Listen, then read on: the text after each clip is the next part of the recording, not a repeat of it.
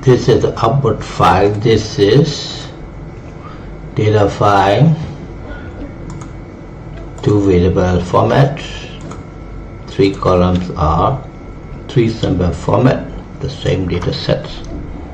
Another data set is sales promotion and sales. Sales depends on promotion or not.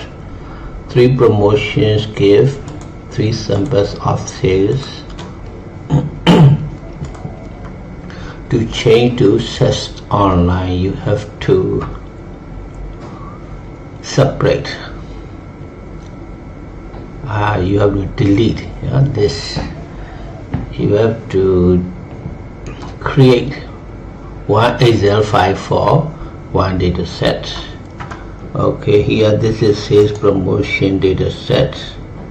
Move or copy.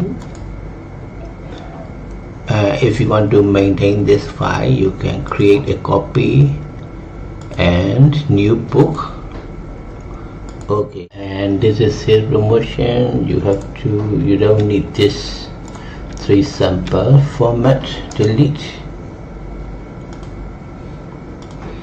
and save. Ready. You can close this.